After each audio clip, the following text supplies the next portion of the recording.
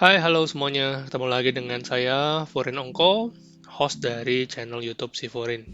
Hari ini kita akan bahas atau kita akan lanjutin pembahasan kita tentang AWS Security. Lebih tepatnya ini adalah part yang pertama. Biasanya kalau ada part pertama, nantinya ada part kedua, part ketiga, dan seterusnya. Tapi kecenderungannya biasanya kalau saya buat part pertama, itu nggak ada part-part lanjutannya. Tapi untuk yang ini ya saya janji deh. Nanti saya akan lanjutin sampai habis nih pembahasannya. Oke, nah sebelumnya juga saya mohon maaf kalau si Fur ini udah sempat terlambat beberapa minggu.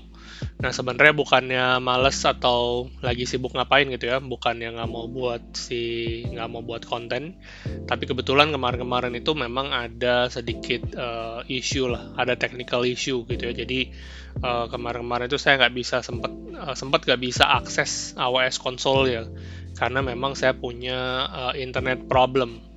Jadi ya kalau misalnya kita punya internet problem, ya kita nggak bisa akses AWS ya, atau kita nggak bisa akses resource kita yang ada di cloud. Ya dengan kata lain ya, resource yang ada di cloud itu ya sangat tergantung atau sangat butuh akses internet. Jadi kemarin itu sebagian besar kontennya itu udah dibuat gitu kan, tapi memang waktu saya mau coba atau saya mau lakukan lab gitu ya, itu nggak bisa. Jadi dia loading-loading terus, ya sehingga ya nggak jalan.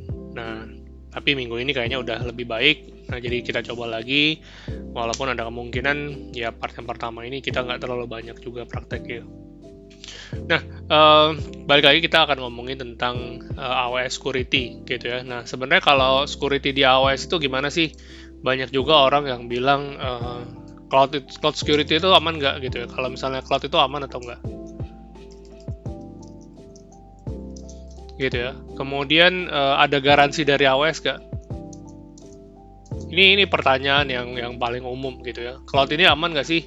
Kemudian ada garansi nggak sih dari AWS? Kemudian datanya bisa dicolong atau enggak? Kemudian datanya ini bisa diminta sama polisi atau enggak?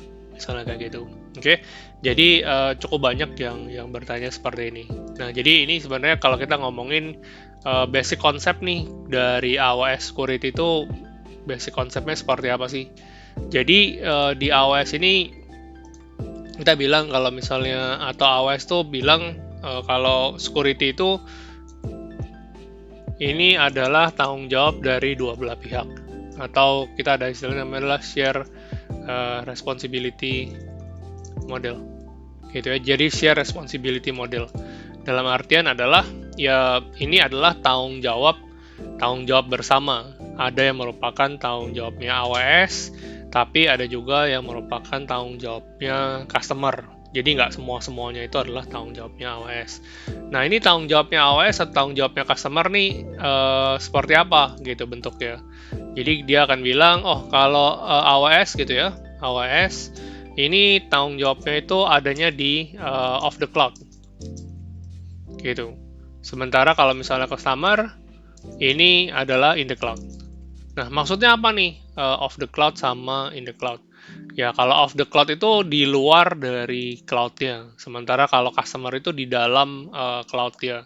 Contohnya gini, kalau misalnya kita punya data center gitu ya. Nah, data center itu ya kita harus tanggung jawab terhadap semua resource atau semua security yang bentuknya fisik yang ada di data centernya. Misalnya nih security-nya, kemudian satpamnya, kemudian CCTV-nya, ya itu adalah tanggung jawab kita sendiri gitu sebagai owner, ya itu adalah tanggung jawabnya kita. Tapi sementara terus ada apa lagi sih selain itu? Nah ada lagi kalau misalnya kita bikin security yang ada di dalam hardware-nya kita nih. Jadi kalau misalnya kita punya server-server gitu kan, nah, itu mesinnya kan harus dijagain, harus dikunci dan lain-lain. Kemudian ya supaya kabel-kabelnya nih, kabel antara server dengan SunSwitch, dengan router dan lain-lain. Nah, itu tanggung jawabnya siapa? Ya itu tanggung jawabnya kita dulu ya. Tapi kalau misalnya kita ngomongin di cloud itu adalah tanggung jawabnya si AWS. Jadi AWS itu bertanggung jawab terhadap data centernya, keamanan data centernya, kemudian juga keamanan dari infrastrukturnya, bukan infrastruktur, mungkin server-servernya, hardware-nya, dan lain-lain itu adalah tanggung jawabnya si AWS. Termasuk juga kalau server-server atau service-service yang managed service by AWS, yaitu adalah tanggung jawabnya AWS. Sementara kalau dari customer ini adalah kita punya yang namanya security yang namanya in the cloud gitu. In the cloud tuh seperti apa sih? Jadi kalau misalnya kita punya server nih, servernya misalnya Microsoft Windows gitu ya, atau misalnya Linux. Nah, kalau Windows atau Linux itu kan ada patch-nya kan, ada apa namanya, mungkin kayak ada service pack atau ada patch gitu kan. Nah, ini adalah tanggung jawabnya customer nih untuk nge-patch nih si Linux-nya atau si operating system, si Windows-nya. Kalau misalnya ada update, ya itu customer yang mesti update. Kemudian kalau misalnya customer-nya itu menggunakan framework tertentu gitu ya, menggunakan framework misalnya Laravel atau LAMP atau apalah. Nah, ini kan biasanya juga ada update kan? Ada update. Nah, ini harus diupdate begitu. Ya, jadi framework itu yang kalau memangnya perlu diupdate ya itu adalah tanggung jawab dari customer, karena ya AWS kan nggak tahu customer ini pakai apa gitu kan, dan kemudian AWS juga nggak tahu si customer ini kalau misalnya frameworknya diupdate, ini programnya error atau enggak. Nah, jadi ini adalah tanggung jawabnya si customer untuk updatein si frameworknya, si operating systemnya, itu tanggung jawabnya customer. Termasuk juga security dari codingnya customer. Jadi kalau misalnya customer bikin satu aplikasi nih, dia code gitu ya, dia bikin aplikasi, dia yang coding gitu kan. Nah, ini tanggung jawabnya si customer untuk memastikan bahwa aplikasinya atau codingnya itu bersih, atau nggak ada bug-nya, nggak ada celahnya gitu kan. Kenapa seperti itu? Ya, karena AWS, sekali lagi, AWS nggak tahu customer-nya codingnya tuh kayak gimana gitu kan. Dan AWS juga nggak liatin codingnya customer satu-satu. Bahkan AWS juga nggak ngerti kan, ini codingnya customer tuh seperti apa gitu. Jadi, kalau customer punya aplikasi dan lain-lain, itu adalah tanggung jawabnya customer. Customer yang mesti rapihin, customer yang mesti make sure gitu kan, nggak ada bug-nya, nggak ada celahnya, dan lain-lain. Karena sekali lagi, ya AWS itu nggak bisa sentuh barang-barangnya customer. AWS tuh nggak bisa sentuh coding-codingnya customer tuh, AWS nggak tahu. Begitu, jadi AWS tuh cuma siapin tempat aja yang by default itu harusnya secure gitu ya. Jadi by default itu secure, ya nanti ya customer yang taruh-taruh di situ, ya customer yang ngatur gitu kan. Ini sebenarnya maunya kayak gimana, itu customer yang ngatur. Dan AWS tuh nggak bisa sentuh aplikasinya. AWS nggak bisa lihat aplikasinya. Wah, kalau misalnya kayak gitu Anda bilang, wah, kalau gitu susah juga dong ya. Terus jadi AWS tanggung jawabnya di mana? Atau AWS nyediain apa sih supaya untuk securing ini? Ya, AWS itu tadi mungkin di pertemuan atau di episode sebelumnya kita udah ngomong kalau AWS itu kan punya banyak tools, mungkin lebih dari 5.000 tools gitu kan. Ya, termasuk juga ada yang namanya tools security. Misalnya kalau teman-teman mau ngomongin tentang firewall gitu ya teman-teman mau ada firewall, ya itu ada firewall ya gitu. Tapi firewall-nya ini mau dipakai atau nggak dipakai itu tergantung dari customer ya. Karena kan customer bisa beda-beda. Kalau misalnya kita baru pelajar atau mahasiswa gitu kan, dibandingin sama misalnya sama bank atau sama marketplace. Ya, kebutuhan kita terhadap security itu beda. Kalau Anda punya bank atau Anda punya marketplace gitu kan, otomatis Anda perlu security yang lebih tinggi kan. Dan Anda punya banyak barang atau punya banyak service yang Anda harus pasang. Begitu, sementara kalau kita baru belajar mungkin nggak kayak gitu. Nah, tapi bisa nggak sih kalau saya mau sama seperti bank atau sama seperti marketplace? Ya bisa-bisa aja. Tapi ya nanti cost-nya jadi gede gitu kan. Cost-nya jadi gede karena fitur-fitur security-nya itu Anda pasang. Jadi kalau kemarin ini banyak juga teman-teman saya ini yang ngomong kalau AWS ini sama kayak hotel gitu kan, sama kayak hotel atau penyewaan mobil gitu.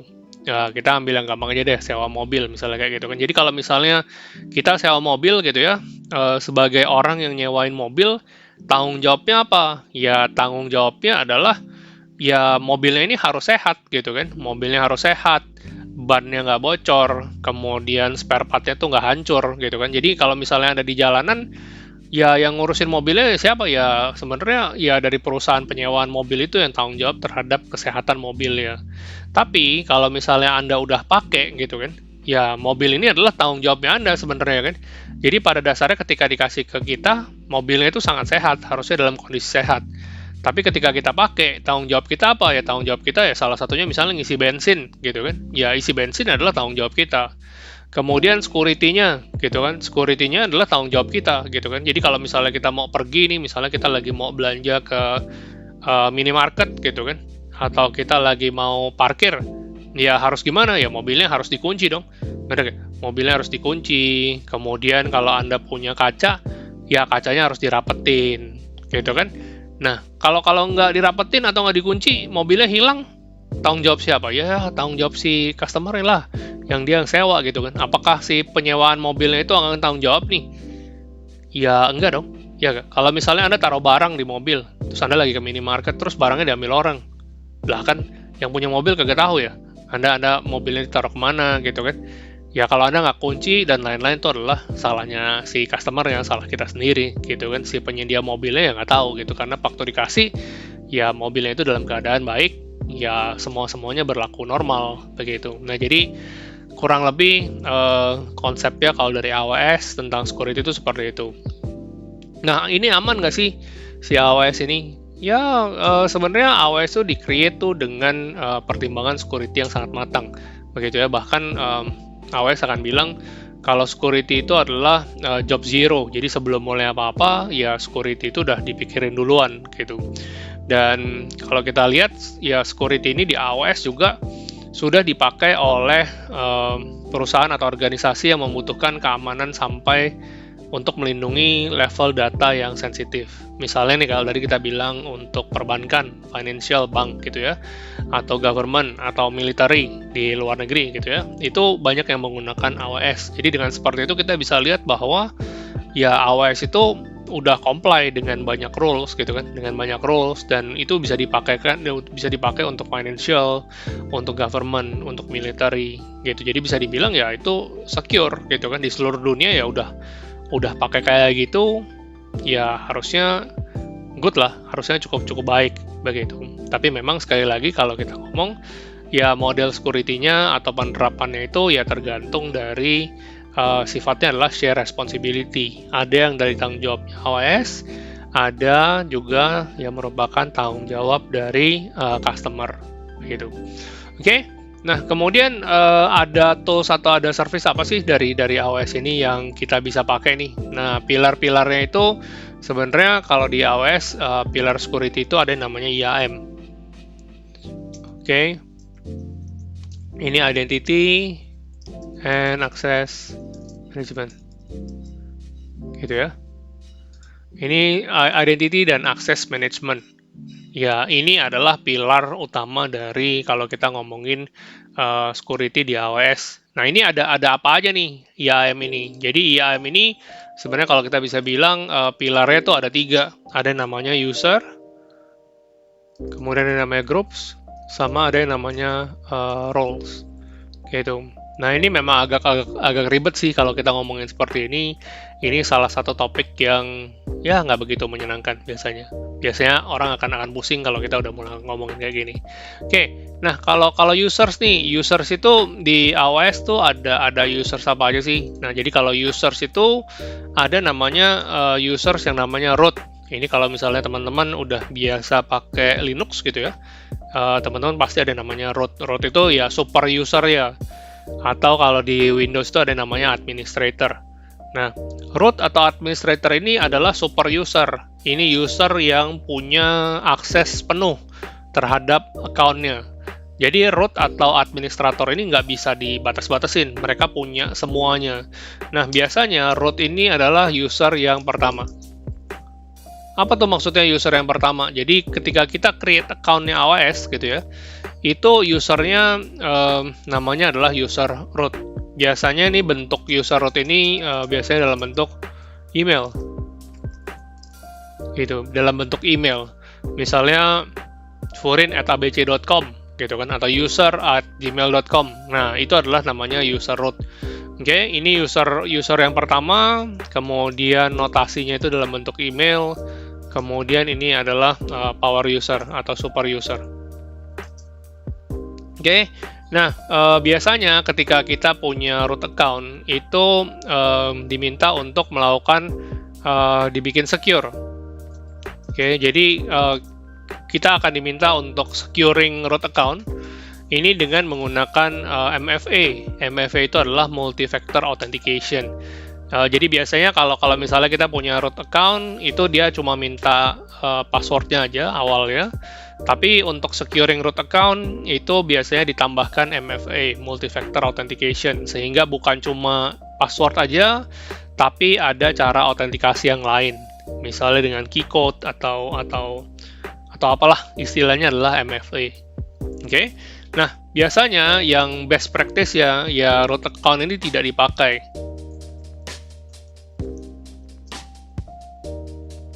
Oke, jadi biasanya yang disarankan ketika Anda punya root account, ya root account ini jangan dipakai untuk operasional. Jadi jangan setiap hari Anda pakai si root account-nya. Sama nih, kalau Anda di Linux juga biasanya dikasih tahu kayak gitu.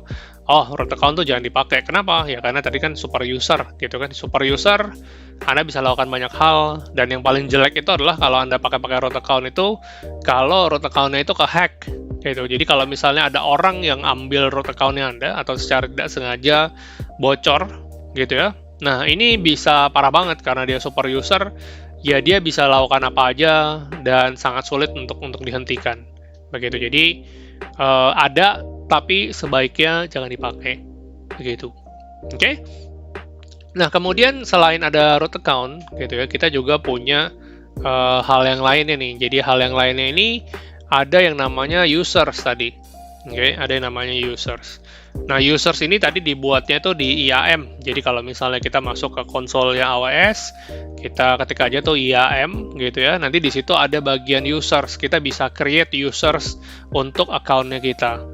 Nah, users account ini ya otomatis ya banyak keterbatasan gitu kan. Kita bisa batasin si usersnya ini mau dibuat seperti apa sih? Apakah dia itu mau jadi admin atau dan lain-lain, tapi nanti itu berhubungannya dengan grup gitu ya. Nah, mungkin secara sekilas kalau kita ngomongin user yang ada di AWS, ini bisa dibagi jadi dua jenis. Oke. Jadi ada user yang bisa akses konsol, Oke. Kemudian ini bisa akses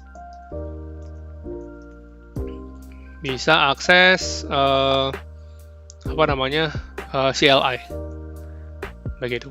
Nah, user di AWS itu bisa ada dua tipe atau bisa ada dua jenis. User yang bisa akses konsol itu kayak web browser gini kan, jadi namanya AWS Management Console kalau sempat kemarin dikasih lihat. Ada user yang bisa login menggunakan akses konsol tadi, menggunakan akses di browser tadi. Nah, kemudian ada jenis lain itu ada yang bisa akses CLI atau istilahnya namanya programmatic. Oke, yang model kedua itu adalah programmatic access user. Gitu. Jadi user ini bisa menggunakan akses itu secara code atau secara CLI. CLI itu kayak command prompt begitu. Jadi dia itu nggak bisa akses konsol ya, dia nggak bisa akses browser ya. Tapi ya mereka bisa akses secara CLI atau mereka bisa dimasukkan ke dalam coding gitu. Jadi ada dua nih. Terus bisa nggak sih kalau misalnya kita mau bikin user yang bisa konsol juga, bisa programmatic juga? Ya bisa. Begitu. Tapi by default ya sebenarnya ada dua nih, user console atau user programmatic atau user console dan programmatic, dua-duanya. Oke, nah ini usersnya tadi ya. Kemudian selain ada users, nah pembagian kekuasaan dan lain-lain itu kita biasanya menggunakan grup. Jadi user ini nanti sebenarnya kalau kita ngomongin tentang role-nya atau kita tentang pekerjaannya, biasanya kita gabungkan ini ke dalam grup, gitu ya. Jadi kalau kita punya security, nanti security-nya ini namanya policy. Sebentar, saya tulis dulu ya. Security ini namanya sebenarnya adalah policy.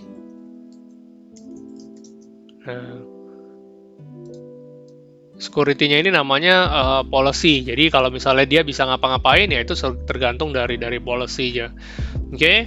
Nah, tapi nanti kalau security ini dia tuh idealnya tuh tidak ditaruh di masing-masing user. Misalnya nih kita mau bilang ada user sebagai administrator, misalnya kayak gitu. Administrator ya hampir sama kayak root, ya dia bisa menguasai semuanya, dia bisa create ini itu gitu kan.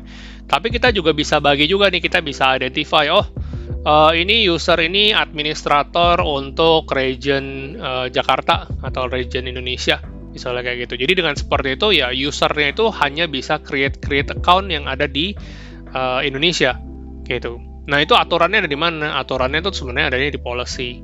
Tapi ideal ya policy ini tidak ditaruh ke user, tidak ditempelkan ke user, karena nanti repot gitu. Idealnya ya policy ini diaturnya itu ke grup gitu kan. Kita aturnya ke grup. Jadi nanti kita bisa bilang, kita bisa bagi-bagi nih grupnya gitu ya. Misalnya saya bilang ada grup, misalnya grup admin gitu ya. Kemudian ada grup misalnya database admin, misalnya kayak gitu. Kemudian ada misalnya di situ audit. Oke. Jadi di situ audit ya dia cuma bisa lihat misalnya di situ monitoring. Jadi dia cuma bisa lihat isi-nya itu nyala atau enggak sih. Ya, dia hanya bisa untuk melakukan monitoring aja, misalnya kayak gitu. Jadi kalau misalnya dia bisa monitoring, dia cuma bisa lihat aja gitu kan, tapi dia nggak bisa nyalahin atau dia nggak bisa matiin si isi-nya. Atau dia juga nggak bisa tambah, karena kan tugas dia cuma ngelihat doang, kan ini hidup atau enggak, begitu. Kalau misalnya kita bilang database admin, ya dia itu cuma bisa ngurusin database saja. Jadi dia jangan ngurusin storage, jangan ngurusin isi-nya, dia cuma buat ngurusin database saja. Misalnya kayak gitu. Jadi kita bisa bikin ya grup-grup ini, kemudian ya user-usernya nanti kita akan klasifikasikan berdasarkan grup ya. Oh, orang ini sebagai admin, orang ini sebagai database admin, atau orang ini sebagai fungsi monitoring atau audit. Misalnya kayak gitu. Oke, jadi idealnya atau bisa dibilang ya best practice ya gitu ya. Kalau orang bikin ya bikinnya user, kemudian dikasihnya ke dalam grup begitu. Kemudian yang ketiga ini namanya tadi adalah roles gitu kan. Ada yang namanya roles. Oke. Nah, kalau roles ini adalah biasanya kita kasih ini untuk melakukan pemberian security atau pemberian akses ke service, atau biasanya dari satu service ke service yang lain. Misalnya gini, misalnya ada web server, kemudian ada juga S3 bucket, ada juga storage, misalnya kayak gitu, ada server sama storage. Nah, ketika kita mau kasih akses supaya server ini nih bisa akses storage ya, itu gimana tuh cara-cara ngasihnya? Nah, ini kita bisa pakai roles, karena kan ini kan tidak ada usernya kan. Ini tidak ada usernya, tapi ini untuk service ya, gitu. Ini untuk service lah, bisa dibilang kayak gitu. Misalnya tadi saya bilang contohnya server ini mau akses storage gitu ya. Nah ini kan nggak bisa, ini bukan per user atau per group gitu kan. Nah tapi kita bisa taruh ini di roles begitu. Nah selain untuk service ya, roles ini juga bisa juga untuk ya temporary lah. Jadi bisa juga yang sifatnya temporary, ya kita bisa pakai yang namanya roles gitu. Jadi contohnya kalau misalnya teman-teman mau bilang audit misalnya kayak gitu. Nah user ini sebagai user audit, dia punya banyak role gitu kan. Misalnya untuk audit server, untuk audit database, tapi dia ini temporary aja gitu kan. Dia bukan database admin, bukan isi itu monitoring gitu kan. Jadi kalau misalnya kita taruh ke dalam grup kan dia akan selamanya ada di dalam grup ini. Tapi bagaimana kalau dia mau jadi grup ini tapi sementara aja lah, sementara. Nah, kita bisa pakai role atau namanya nanti adalah assume roles begitu. Oke, jadi hari ini kita udah belajar tentang share responsibility model yang ada di AWS. Kemudian kita juga udah belajar tentang IAM, Identity dan Access Management. Kita sedikit membahas tentang user, ada group, ada roles, dan juga policy. Nanti di episode berikutnya, saya akan mulai ke demo, gitu ya. Kita akan mulai demo, dan saya akan kasih lihat IAM itu kayak gimana, create user gimana, root, dan lain-lain. Oke, karena ini juga kayaknya ada technical problem lagi. Jadi ini recordingnya agak keputus gitu ya. Jadi ya udah, mungkin untuk episode kali ini sampai di sini dulu. Sekali lagi jangan lupa di like dan juga di subscribe. Channel Siforin akan muncul setiap hari Selasa dan hari Kamis. Oke, sekali lagi banyak terima kasih. Sampai ketemu di episode selanjutnya. Oke, bye-bye.